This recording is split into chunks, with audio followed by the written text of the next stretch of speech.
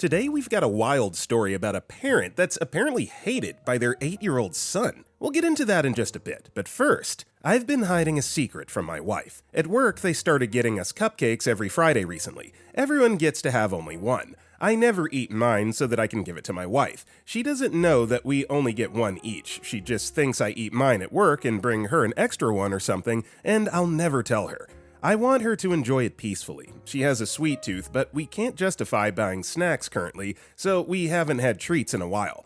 I love seeing her reaction when I whip out the almost squished muffin. It's really sweet. Sometimes she'll unintentionally do this cute little dance. I think it's the one joy in her life right now. I love her so much, and it makes me happy seeing her like that, so I'll probably take it to my grave. The world needs more spouses like you, more people like you in general, OP. Just positive, just doing things for the sole purpose of making other people happy. That's really awesome to read. Spin Basic replied, "You remind me of my husband. He does a lot of acts of love in a generous way. I wish you guys the best." Also, hi, my name is Brendan, and if you guys enjoy videos like this, it would be so awesome if you left a like or dropped a comment down below if you're listening to our podcast. That being said, our next story is, 5 years ago, I paid my brother $20,000 to never speak to me again. 5 years ago, both of our parents were killed by carbon monoxide poisoning in the house we grew up in.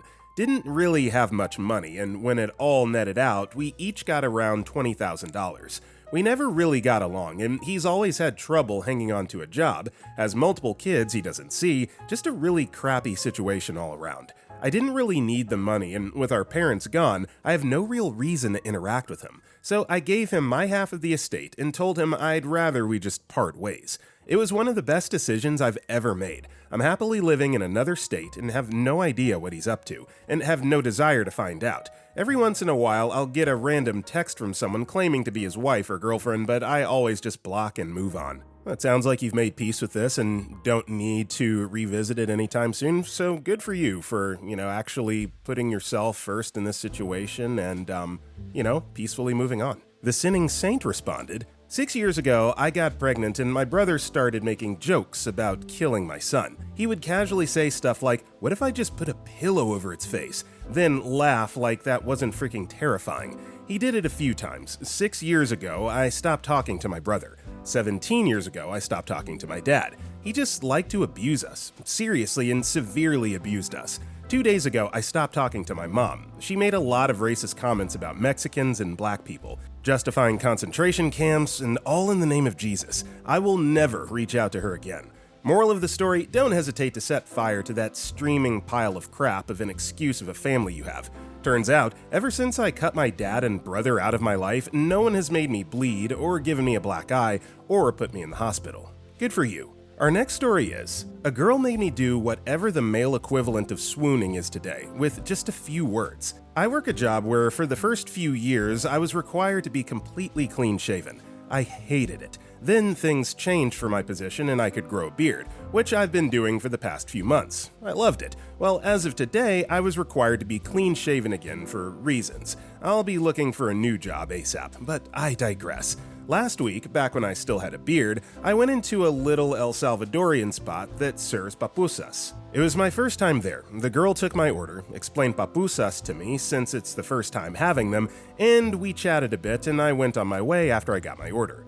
Today, I went back for the first time since then. I ordered my papusa, a different kind from before, and instantly the same girl behind the counter remembered my order from last time and remembered me, and I was a bit taken aback since nobody really does that, at least not in my case. I pointed out that's pretty dang impressive since last time I had a beard, and I look quite different clean-shaven, to which she said, "No, it's not that, I just remembered your eyes." To which I was absolutely speechless. It was just a simple comment, but dang, it really made my day. That one's going to stick with me for a while. Today was a good day. That's really sweet, I'm not gonna lie, that'd make me swoon a little bit too. If you remembered me because of my eyes, yeah, just take my number. Good for you, OP.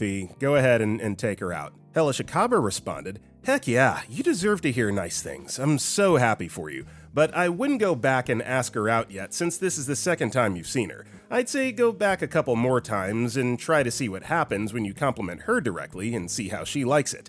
I only say this because I compliment people like this all the time, so I'd play it safe, but still play." Our next story is, don't lie about your age on dating apps. Seriously, why is this even a thing? I'm early 30s and I matched with this girl, said she was 21. We chatted a bit and eventually decided to meet up. Whatever about the already big age gap, I know. I suggested a bar and she was really against the idea. Something seemed off, so I asked if she was really 21. She said no, she was 18.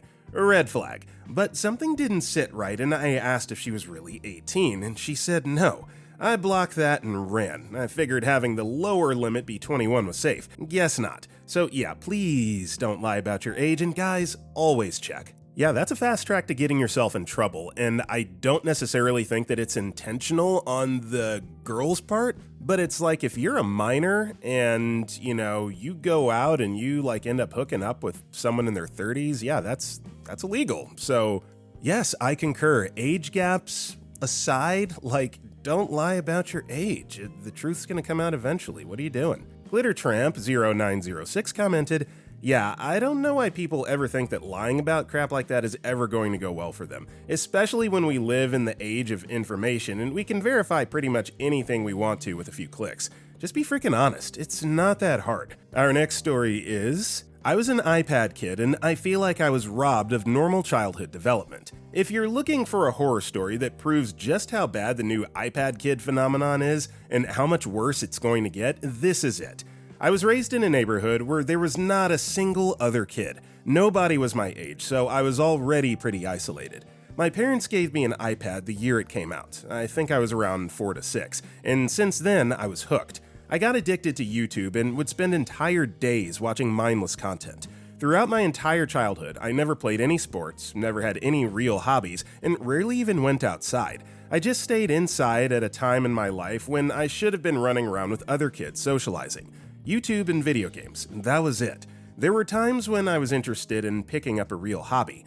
I wanted to play basketball at some point. Another time, I got interested in parkour and wanted to do that. Later, I got interested in martial arts. I saw all kinds of videos where I watched people do these things. I wanted to start. My parents never let me do them. It was too much of a hassle to drive me to a place where I can do something in the real world. It was easier to just leave me with my iPad being overstimulated in my little room. I never developed any real social skills. I'm horribly myopic and basically blind without my glasses. It feels like my whole childhood went by in just the blink of an eye when I try to remember it, because nothing ever really happened. I was first exposed to porn at 11 and was immediately addicted. This porn addiction stayed with me for years afterward. At the age of 14, I stumbled into various political extremist communities and was radicalized, leading me to espouse their views. I was pulled into all kinds of dark extremism without even knowing it. When I went into high school, I could not connect with anybody. I couldn't even keep a basic conversation going. I could not make any friends because I was simply incapable. I could not comprehend the concept of being social or establishing friendships. During my entire 4 years of high school, I made a total of 2 friends. I watched everybody else around me socialize, and it would sometimes make me cry because I did not know how to interact with people and create real connections like everybody else. Whenever I talked to people, they seemed repulsed by me because I had no understanding of social norms or proper mannerisms. I would unintentionally push everybody away. I felt robbed of my teenage years. To this day, I feel like I'm still dealing with the consequences. I've since kicked the ideology I was brainwashed into believing in by jerks online. My social skills have improved drastically, but I still have other issues that I'm working through. I feel like I might be damaged in all kinds of other ways that I'm not even aware of yet. It angers me knowing that I could have had a real childhood, real connections, and real experiences. I still resent my parents for being so complacent, leaving me in my room for the internet to raise me and turn me into a cave-dwelling freak. People are very much a product of the environment that they're raised in, and it absolutely sucks that you had to go through this, OP. But I think that, you're making an honest attempt to ingratiate yourself into, the societal norms. So just being more social, it's not something that's going to happen overnight, but you're taking the steps in the right direction, and, you'll get there one day. Chromio commented, "Hey friend, not in the same way, but I was raised in such a way that when I came of age, I was like, what the freak were my parents thinking? I can tell you now that as someone who's been an adult for as long as they were a child, that the anger and the sadness can pass. In some ways, I'm grateful for the huge and horrid dawning of reality that I felt I got too late in life, because some people will go their whole life without such a valley to cross. Some things can't be undone, and I'm really sorry to hear about your eyesight, but maybe, something in your experience will come to serve you in time. Thanks otherwise for the PSA. It's an important story to share, so thank you. Our next story is, my husband doesn't see how his work wife is trying to destroy our marriage. I, 31-year-old female, am at my wit's end with my husband's, 32-year-old male, co-worker Sarah, 30-year-old female, and his complete inability to see what's happening. I'm not usually one for Reddit, but I need to know if I'm going crazy here. Where do I even start? 3 years ago, my husband Mark started working with Sarah. At first, I tried to be welcoming. I invited her to our barbecues, included her in group outings, and genuinely tried to be friendly. Big mistake. She spent the entire time making backhanded comments about everything from my career. Oh, you're just a yoga instructor? How peaceful. To my cooking. I guess not everyone can master basic seasoning. The real problem is that Mark thinks she's just being funny.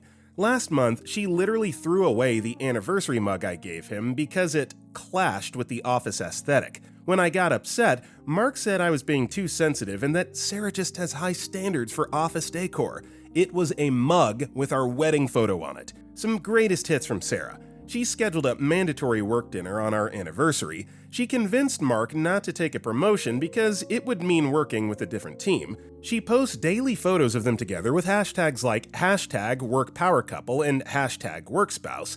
She tells everyone at their office that she, quote, takes better care of him than I do. She changed his coffee order and now tells everyone she trained him right. The worst part? My husband is completely blind to all of this. Yesterday, he actually told me about how Sarah said our new house, which we spent months searching for, was charming in a starter home kind of way. He repeated this while laughing. I tried talking to him about it, but Sarah has convinced him I'm just insecure. She's managed to insert herself into every aspect of our lives. They text constantly, even on weekends. She knows his schedule better than I do. She rearranged his entire desk and office wardrobe because his style was too suburban husband. That's what he is! Last week, I suggested marriage counseling. He looked genuinely confused. He, of course, went and talked to Sarah about it, and I found out from another coworker that she's been telling people that Mark and I are going through a rough patch, and that she's just being a good friend by giving him someone to talk to. We weren't going through anything until she started this nonsense. The breaking point? I stopped by his office to surprise him with lunch. I know, but it was his birthday and Sarah was supposedly out sick. Guess who was there? Sarah. She'd miraculously recovered and bought him a cake that said, "To my work hubby," with a photo of them from the office holiday party. She saw me and said, "Oh, Amy, you came too. How nice. Mark, you didn't tell me your real wife was coming." I'm not crazy, right? This woman is trying to destroy my marriage while my husband stands there grinning like it's all some big joke. What do I do? Divorce seems extreme, but I'm running out of options here. OP, you're not doing anything wrong. Your husband is just insanely ignorant. You need to kind of hit him with an ultimatum and basically, say that you need to either limit or cut all ties off from this other woman, and then you just need to straight up tell the woman that she's being disrespectful and she needs to back off, right? Working together in the context of their job is one thing, but like calling a married man your work hubby and all that, I mean, it's just disrespectful. And she knows that. She knows exactly what she's doing.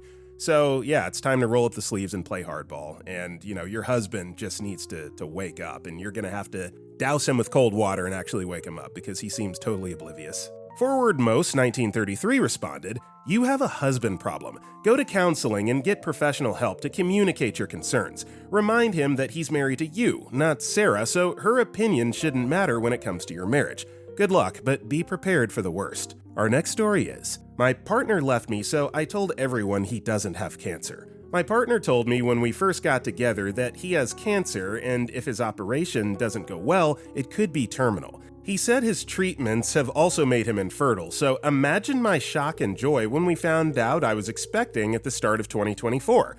We now have a beautiful 5-month-old daughter who's perfectly healthy and thriving, and he's in remission. My pregnancy was difficult and lonely because of all the intense treatments he went through while waiting for his operation.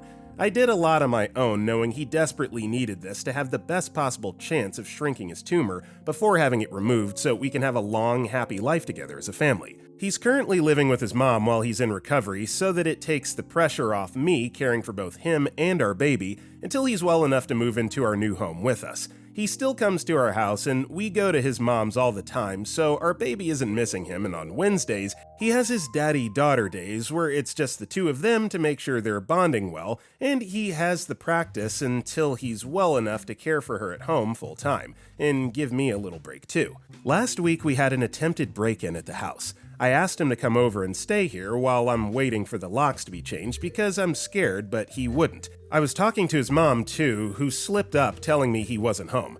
Long story short, this is Reddit. I'm sure you can see where this is going.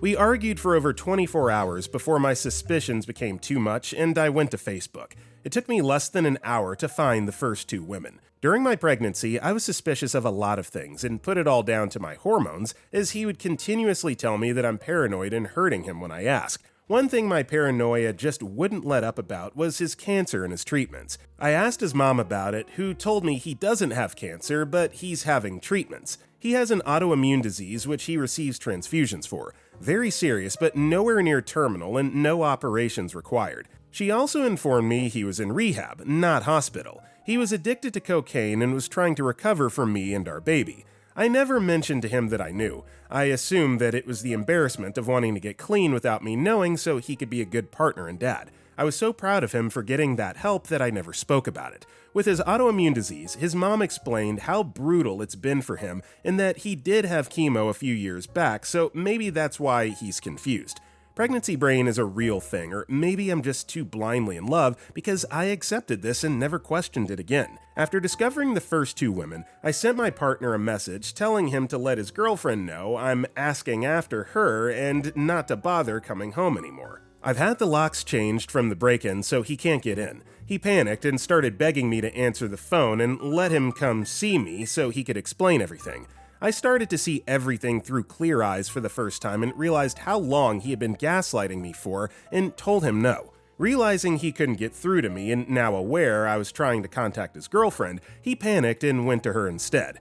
During that time, I found a photo she had shared of the two of them and shared it to my profile with the caption, "Can someone please ask this woman to contact me?" She instantly blocked me, but her sister got in touch with me instead. Apparently, the family have never trusted him and knew something was wrong. This affair is serious enough to have met the family. She says he's told her not to speak to me as I'm a deranged stalker he slept with once years ago and have been hunting him down trying to convince people my baby is his. I send her a photo of the birth certificate and us in hospital together to show her sister before he can lie to her anymore. During this, I'm also messaging another woman who's furious at what he's done and is helping me with all the information she's aware of. She tells me he broke her heart by cheating on her without even knowing he was cheating on me too. So far, I have the current timeline. Chemo in March, a 19-year-old. Rehab in April through July, a woman of appropriate age this time but also cheating on her. August through now, his 20-year-old girlfriend. I then find out his emergency cancer medication that he had to leave for in the middle of labor was actually the fact my two failed epidurals, screaming in agony, begging the doctors to help because I thought I was dying while the emergency team rushed in to place extra monitors on our baby in distress, was actually just a huge turn-on for him, so he needed to go to sleep with the 20-year-old before making it back just in time to kiss me before I went into emergency surgery. This was Sunday. It's now Saturday the following week. I made a post on Facebook calling out my partner for his actions with photographs, medical notes, and evidence, and asking people to leave me alone on Tuesday after 48 hours of no sleep, multiple calls to the crisis team, and a barrage of harassment from his friends and family who want to sue me for character defamation. If this was a regular affair, I'd lick my wounds and move on, but I've now learned I've been leaving my daughter alone with a drug addict who's claiming he doesn't know me or his daughter to others but demanding custody rights to me. Tens of women have now come forward who've also dated him during our relationship with no idea of me or each other. This is obviously really upsetting, but what upsets me the most is that I begin to notice a very worrying pattern. He's told every single one of these women that he has cancer and can't get them pregnant. I said my labor and delivery was difficult. I was induced due to an infection I had. My GP had told me I had an STI, and although I understood and took the treatment and was induced, my madly in love pregnancy brain never accepted it as a STI until I went back this week and checked my hospital discharge notes, and it was there in big bold letters. Sensitive, partner STI. He's been telling women that he has cancer and can't get them pregnant, so they don't need protection, which led to an STI which almost killed me and his daughter in labor, and he wasn't even there to be with us because he was sleeping with a young girl who also believes he has cancer. I decided to let everyone know that he in fact does not have cancer by using a screenshot of his mom's messages. All the women he slept with to make sure they take a pregnancy and STI test, all his friends who he's been guilting for years over his condition, and also social services and the police for sexual endangerment. Me and my daughter now have safeguarding in place for us from a local organization for women leaving abusive relationships, so I feel very safe to reveal the truth about him and make sure all of his partners are safe and informed, seeing as he couldn't uphold his legal obligation of declaring an STI. I guess his postpartum girlfriend will do it for him. I've also had contact from many of his old friends, band members, and ex-partners who have all gave me testimonies to use for the police and as backup for if his mother does in fact try to sue me. This man has been lying and manipulating women for over 9 years. So far, everyone is now aware of his lies, and I'm waiting for my in-person meeting with the police. I can't imagine any updates from here, as it will only be a legal battle that probably can't be shared, but if anything else of interest comes to, I will make sure to write about it. Oh, also, my partner is a primary school teacher. Update. I've spoken to the police this morning. There's nothing they can do unless they find the drugs on his person in the school, so nothing is stopping him from snorting a line before he starts work as long as he takes nothing else with him. They've implied the loophole is that they catch him behind the wheel, and if some reported him driving on drugs, they could catch him that way. They said they can confirm that multiple reports and investigations have begun before even my report, so they're unable to share much information with me, even though his case involves me, but they told me it's imperative I apply for Claire's Law and have helped me with the application. It can take up to 10 days for my in-person meeting to provide my documents, and then it can take several weeks for the information to be shared with me. Knowing what I do already, I feel sick that they've told me how important it is to make this an application. I can't believe in a few weeks he's going to disgust me even further when I receive his police records. My only silver lining is that once I have the police reports on top of my medical reports, he doesn't stand a chance in family court, and me and my girl will be free to restart our lives together. Also, another little note. I've been looking for family court advice in a MAM support group and have been informed that luckily she's only 5 months old, and any name changes can be made before 6 months with only one parent's consent, and the witnesses don't need to be his choice, so I'll be removing his surname and his grand's name from her middle name, for her to take my surname and not have any more ties to his family. I just wanted to put an apology in here as well, as a lot of people have commented on my poor writing. I'm a new mom who was just lacking sleep even before any of this came to light.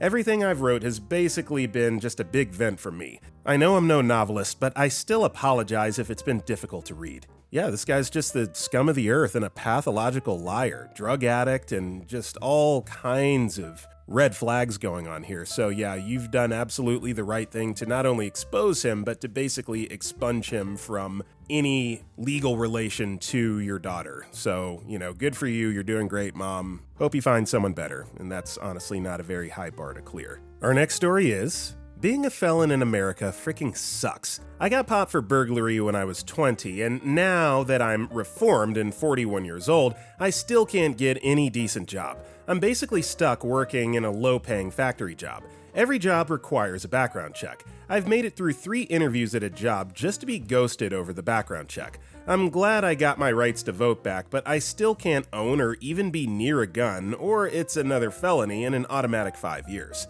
It sucks. Yeah, that does suck. May I just suggest maybe freelancing in a specific trade or entrepreneurship in some capacity? Basically, it sounds like you're just going to have to work for yourself until you can basically move beyond the mistakes that you made 20 plus years ago. I mean, in my opinion, 20 plus years, if you've got a clean record for that long, after having a conversation about it, that should be able to be overlooked. It doesn't sound like that's the case, so definitely sucks. It sounds like you've turned your life around, and it's a shame that you're not being given a shot. Motor Investment 589 responded, "May not be ideal, but mechanics are desperately needed. And a lot of higher-ups train and pay for classes. I started out making $20 and regularly got raises for completing education. Currently, I'm making $31 per flag hour. I'm one of only 2 who doesn't have a felony on their record at my shop. They also only care if it's a violent felony within the last 7 years or a drug felony in the last 5. Might be something worth considering. Our next story is, my 8-year-old son hates me, and I don't understand why. I used to believe that your relationship with your children was a given. To clarify, I believe that as long as you treated your children with love, they were guaranteed to love you back, and that the most you had to worry about if you did the right things was some kind of terrible illness or accident that ended them early. I'm here today to warn you that's not true. There are worse possible outcomes. My son is 8 years old, and I cannot be in the same room as him without being attacked. He will scratch, hit, and bite me constantly until we're separated. He bites as hard as he can. My arms are 50% bruises right now from partially healed wounds. I've done nothing to deserve this, and I've tried everything to reach him. I've tried love, discipline, ignoring him, reasoning. Nothing sticks, and as the years have gone on, it's only gotten worse. He's already in therapy. We've already tried to get him diagnosed with something. We've tried meds, we've tried no meds. We don't know what's going on, nor does his therapist or doctors. On Thursday, I watched a movie about time. Very bittersweet movie about how time is limited and we need to enjoy it the best we can.